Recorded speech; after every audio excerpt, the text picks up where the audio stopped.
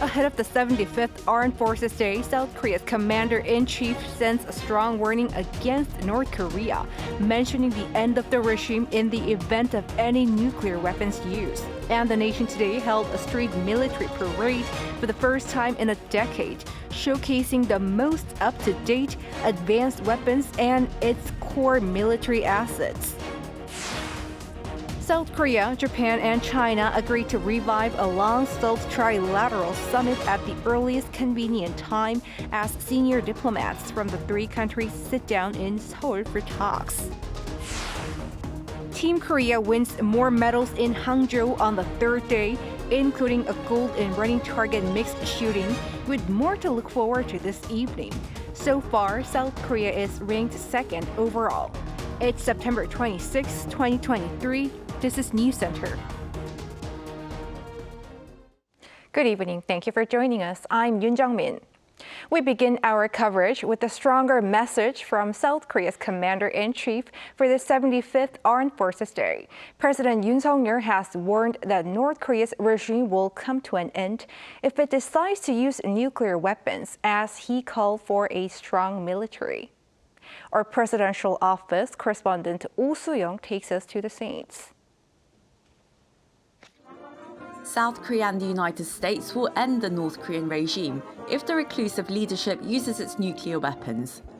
That's according to President Yoon Suk-yeol, attending the country's largest Armed Forces Day celebration to be held in a decade, which showcased South Korea's latest combat power in an unprecedented public parade in Seoul. As the North's nuclear program continues to pose an existential threat to the South and a challenge to world peace, Yoon said Seoul will immediately retaliate against any provocations from Pyongyang, noting that the country was swiftly ramping up its response, including its three-axis kill-chain preemptive strike system, the Korean-era missile defense, and the Korea Massive Punishment and Retaliation Plan. In a nod to some 300 US troops participating in the parade, the South Korean leader noted their bilateral security alliance is now nuclear-based, following the creation of their nuclear consultative group. He said the two sides will establish a unified response system that combines Washington's nuclear assets and Seoul's conventional assets, as they also strengthen joint drills and expand cooperation in the outer space and cyber domains. In that regard, Yoon warned that North Korea's use of nuclear weapons would trigger an overwhelming response from the ROK-US alliance, leading to the regime's downfall, adding that nuclear weapons would never guarantee the North's security. He also noted that the North Korean regime's obsession with its nuclear program only adds to the suffering of its citizens, whose human rights are compromised for weapons development. 정부는 굳건한 한미 동맹을 바탕으로 한미일 안보 협력을 더욱 강화하고 나아가 우방국들과 긴밀히 연대하여 강력한 안보 태세를 확립해 나갈 것입니다. As Seoul widens its scope of security interests beyond the Korean peninsula, Yoon vowed to double government support for the defense industry, raising the need to promptly innovate and adopt cutting-edge technology for future battlefields, including space, cyber, and electromagnetic weaponry. Yoon further expressed his respect and gratitude to service members and their families throughout the decades, pledging greater support and benefits. 대한민국 국군은 건군 이래 지난 75년 동안 자유민주주의 대한민국 수호의 최후 보루로서 국가방위의 막중한 책임을 지고 맡은 바 사명을 다해왔습니다. 6.25 전쟁 당시 자유세계의 수많은 젊은이들이 대한민국의 자유를 지키기 위해 달려왔다면 이제는 우리 젊은이들이 세계 곳곳의 자유와 평화를 지키기 위해 파견되어 있습니다. Marching across the streets of central Seoul, Yoon became the first leader in Korean history to take part in a street parade with members of the public and the military. The leader requested public interest and support in the armed forces, saying history has shown how only a strong military can guarantee true peace. Oh Soo-young, Arirang News. And today in the streets of Seoul, there was a massive display of South Korea's latest and cutting-edge military weapons, ranging from K2 battle tank to a homegrown long-range surface-to-air missile. This as the nation held a massive military parade in downtown, a big upgrade from the last one held 10 years ago. Our defense correspondent Choi Min-jung brings us highlights. South Korea on Tuesday held a large-scale military parade on the streets of Seoul for the first time in 10 years to commemorate the 75th anniversary of Armed Forces Day. It was held in the main commercial and business district in Gwanghwamun. Over 4,600 troops participated, with some 170 pieces of military equipment on display up close for the public for the very first time. Under the theme, A Strong Military, Robust Security, and Peace Through Strength, the Grand Parade was aimed at showing off the full might of South Korea's military while sending a strong message to the enemy. It's the first time for the Army, Navy, Air Force, and Marine Corps to showcase their assets to the public in central Seoul at the same time. Key players leading the parade were South Korea's infantry fighting vehicle, the K-21, the country's main battle tank, the K-2 Black Panther, and the K-9 self-propelled howitzer. At the heart of the parade was South Korea's three-axis system, which ties together three military concepts that counter North Korea's growing nuclear and missile threats. One of the key weapons mobilized to highlight the system was the country's homegrown long-range surface-to-air missile, designed to shoot down North Korea's ballistic missiles. The country's domestically developed ballistic missile, the Hyunmoo, was also revealed to the public for the very first time. The missile is known to have the ability to strike all areas of North Korea with very high precision. Surveillance drones were also deployed, and the Navy's cutting-edge Aegis destroyer, Cheongjo the Great, took part through augmented reality. The landmark parade was, for the first time ever, joined by some 300 U.S. combat troops based in the country. Their participation signified the 70th anniversary of the Seoul and Washington alliance. The last time a street parade was held on Armed Forces Day was in 2013.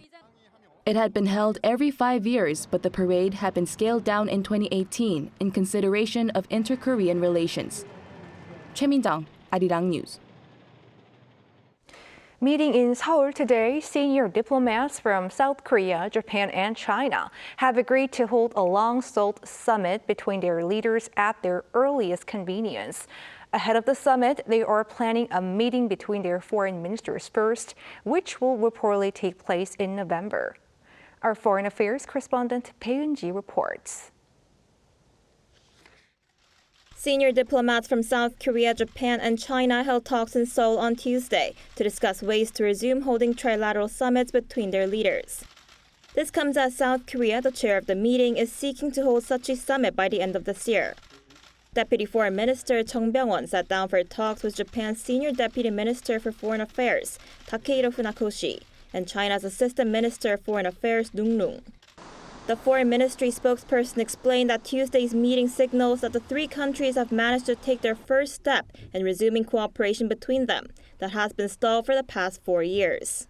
Through the meeting this morning, the three countries agreed to hold a trilateral summit at their earliest convenience. Also, to prepare for the summit, they decided to hold a meeting between their foreign ministers as soon as possible. The three countries are reportedly discussing ways to hold a meeting between their foreign ministers in November in Busan. There, they will discuss specific details of the potential summit, which was last held in December 2019. A meeting hasn't been held since then, amid the COVID-19 pandemic and strained relations between Seoul and Tokyo, due to diplomatic and trade disputes, triggered by historic issues that date back to Japan's colonial occupation of Korea before and during World War II. Separately, a Japanese media network reported that during Tuesday's high-level talks, Seoul expressed the hope of holding the trilateral summit in December. Citing an unnamed South Korean official, JNN specifically said the meeting will take place in Seoul sometime after December 18th. Over in the U.S., when asked about the possible trilateral summit, the White House said it respects the ability of countries to make their own sovereign decisions in the best interest of their people, just as the U.S. responsibly manages its relationship with China and other partners and allies. Bae Eun-ji, Arirang News. In the U.S., Washington's top diplomat has applauded the advances in the alliance between South Korea and the U.S. over the past 70 years, adding that their initial interest in security has expanded into a partnership in all aspects. At the same time, Blinken warned against a growing military cooperation between Moscow and Pyongyang. Our Lee Seung-jae covers his remarks. U.S. Secretary of State Antony Blinken has once again highlighted the ironclad alliance between South Korea and the U.S. Speaking during the 8th Annual South Korea-U.S. Strategic Forum, co-hosted by the Center for Strategic and International Studies and the Korea Foundation on Monday in Washington, Blinken analyzed that the allies have been strengthening all aspects of their partnership, including security, trade, and economic dimensions. The top U.S. diplomat also noted that South Korea and the U.S. will soon celebrate 70 years since the signing of a mutual defense treaty, and that such cooperation has helped the alliance to grow even more in the spirit of 같이 갑시다, or let's go together. Ever since, our alliance has been fortified by our enduring cooperation, by the shared spirit of 같이 갑시다. 70 years of relationship that has grown from a key security alliance into a vital global partnership. He also took time to mention the enhanced trilateral cooperation with Japan, including the Camp David summit between the leaders of South Korea, the U.S., and Japan. Meanwhile, Blinken also discussed the threats posed by a potential North Korea-Russia military cooperation. He stressed that North Korea's threats to broader security were demonstrated clearly by Kim Jong-un's visit to Russia this month. He added that Pyongyang is looking to strengthen and advance its own missile programs by working hand-in-hand with Russia and threatening global peace and security. Monday's forum was held to discuss the 70th anniversary of the signing of the Mutual Defense Treaty between South Korea and the United States on October 1st and the alliance's future over the next 7 decades. Lee Seung-jae, Arirang News.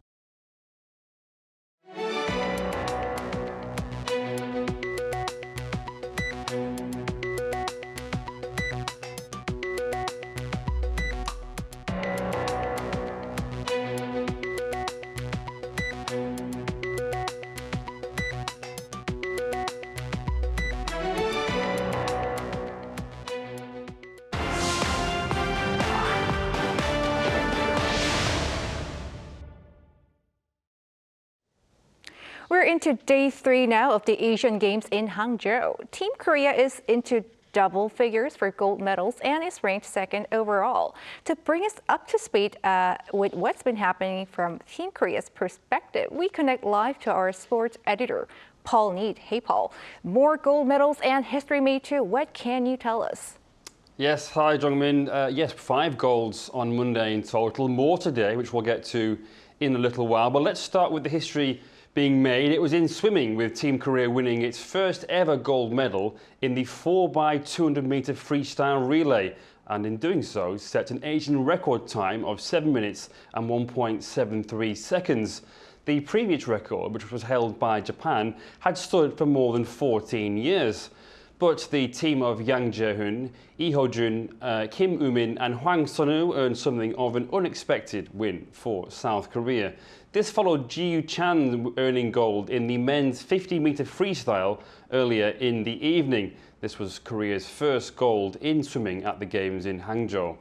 In fencing, an all-Korean final in the men's individual sabre meant it was 1 gold and 1 silver. The gold was won by Oh Sang-uk, beating fellow Korean Gu Bon-gil 15-7. This actually was a rematch of their clash from the final in 2018. But this time it was Oh Sang-uk who came out on top, stopping Gu Bon-gil from winning gold at a 4th straight Asian Games. It was Oh's first Asian Games title and Korea's 2nd gold in fencing in Hangzhou. Gu said afterwards that he has no regrets about falling short and that he was honoured just to be able to have a go at 4 in a row. In table tennis, South Korea has secured at worst a silver medal in the men's team event. In the semis on Monday, Im Jong-hoon overcame Nima Al-Mian 3-2. Jang Woo-jin then beat Noshad Al-Ian by the same scoreline, and Park Kang-hyun defeated Syed Amir Hossein Hodai 3-0. This gave Team Korea a 3-0 win overall and booked their place in the final, which takes place tonight at 8 p.m. Korea time. Korea face China in what will be their 10th straight ASEAN final, but do so in search of a first gold medal since 1990. Meanwhile, the Korea women's team won bronze following defeat to China in the semi-finals. Now to football. South Korea's women's team have reached the quarter-finals. They beat the Philippines 5-1 on Monday in what was their final group stage match, thanks to a hat-trick from Son Hwa-yeon and goals from Ji So-yeon and Chon Garam. For Ji, it was her 150th appearance for Korea and 69th goal, both records for any South Korean footballer. Korea will play either the runner-up of Group D or the winner of Group C on September the 30th. Moving on now to Tuesday's action. Rugby Sevens, South Korea has reached the final for the first time in 17 years. This guarantees Korea at least silver. They beat China 36-7 in Tuesday morning's semi-final. The first half ended 24-0 with Korea dominating proceedings. Up next is Hong Kong in the final at around 7 p.m. tonight, Korea time. Should Korea win gold, the Korea Rugby Association's president, Chae-yoon, has promised a bonus of 100 million won, or around $75,000. Later in the day, there were more medals in shooting for South Korea. The team of Jung Yoo-jin, Ha Kwang-chol and Kwak Yong-bin won gold in the men's 10-meter running target mixed run team event. They earned 1,116 points and beat Kazakhstan by 5 points. The same trio won gold on Monday in the 10-meter running target event. And also there was a bronze in the 10-meter air rifle mixed team event, with Eun So and Park Ha-jun defeating the Indian team of Divyanesh Singh Panwar and Ramita Jindal 20-18. Park has now won 3 medals at the current Asian Games, following 2 silver on Monday. That's all from me for now. Let's have a look at the medal rankings.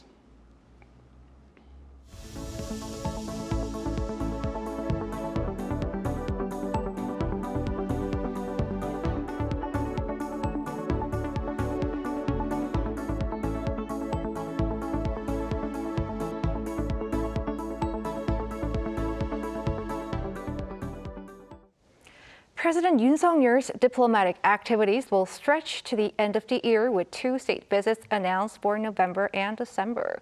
On Tuesday, the top office announced President Yoon and First Lady Kim Gun-hee will make a state visit to the United Kingdom in November upon the invitation of King Charles III. The visit marks the 140th anniversary of diplomatic relations between Korea and the UK and will be Yoon's first trip there since the King's coronation. The South Korean leader's previous visit to London was in September last year for the funeral of Queen Elizabeth II.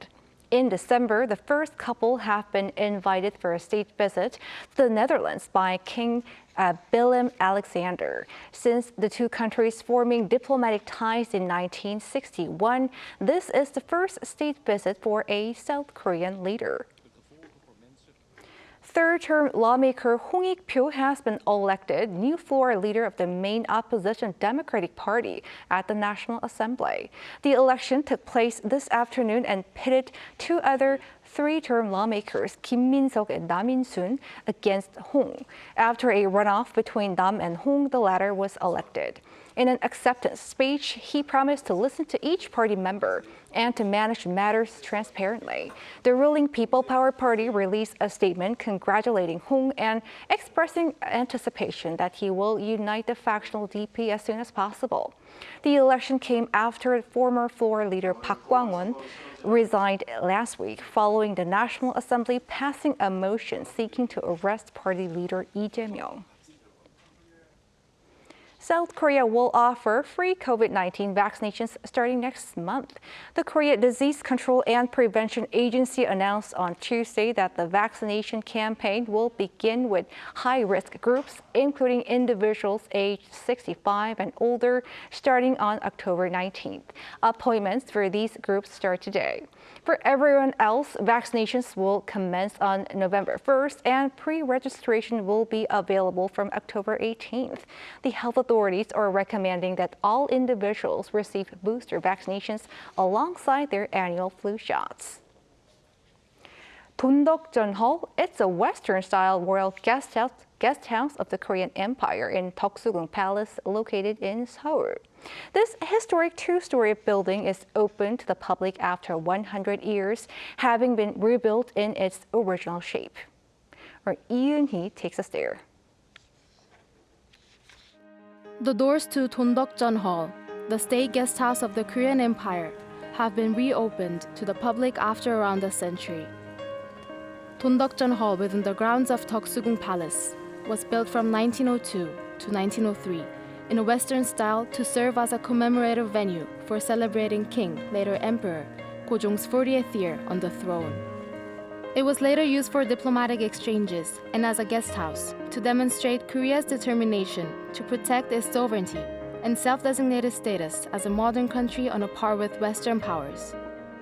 Tundokjeon is reported to have fallen into disuse in the 1920s and was destroyed during the Japanese colonial era. In the first floor's permanent exhibition hall, immersive videos depict historical events like the celebrations for the 40th year of Emperor Gojong's reign. The reconstructed hall officially opened to the public on September 26th, featuring a special exhibition room on the first floor and a detailed exhibition on the second floor. The Cultural Heritage Administration completed reconstruction approximately 6 years after initial excavations on the site began in 2017. I think the building was constructed very beautifully. I heard the architecture was influenced by the popular style in Paris, France, and I thought the reconstruction was done remarkably well. The exhibition has a space that explores 100 years of memories and dreams for the next 100 years, and artifacts that provide a glimpse into Dondeokjeon Hall's history. Visitors can also see the Seoul Jingwansa 태극기, which is praised for its vivid expression of Korea's determination for independence from Japan's colonial rule.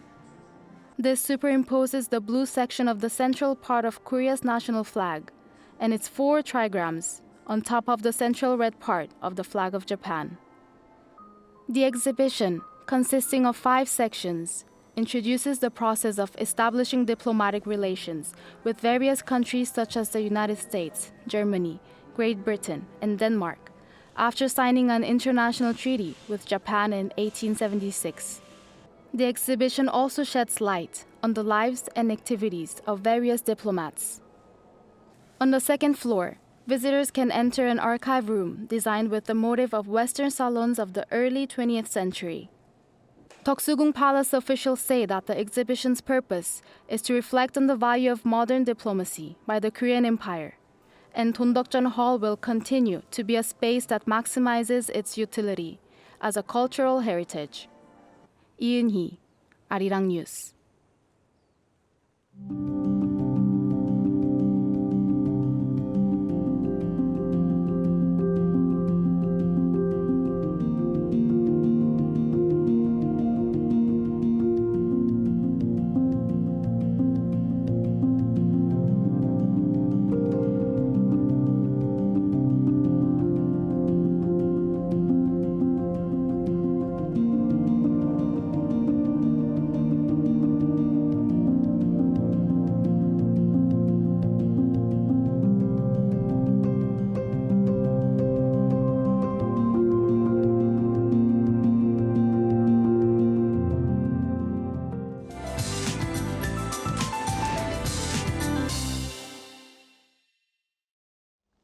We have some lingering showers until tomorrow. If you take a look at the satellite imagery, rain clouds are covering most of South Korea. Although the overall rainfall is fairly trivial, it's quite heavy for autumnal showers. Until tomorrow, the East Coast will see 20 to 70 millimeters. Inland regions of Gangwon-do and Gyeongsang-buk-do provinces will see up to 40. The Seoul metropolitan area and Chungcheong-do provinces can expect 5 to 20 millimeters. Showers will start to taper off late tomorrow evening. Weather conditions for this upcoming Chuseok holiday looks fairly moderate. On the actual day of Chuseok on Friday, skies will be partly overcast, but it will still be possible to see the full moon through the clouds. And morning temperatures will be 1 to 2 degrees higher than today. Seoul and Gyeongju will be starting off at 20 degrees. Highs in Seoul get up to 25, Daejeon 26. Gyeongju and Busan will be topping out at 28 degrees. Temperatures will be on a cooling trend from this point on. Next week, chilly mornings are expected with lows of 13 degrees in Seoul. That's all for now, and here are the weather conditions around the world.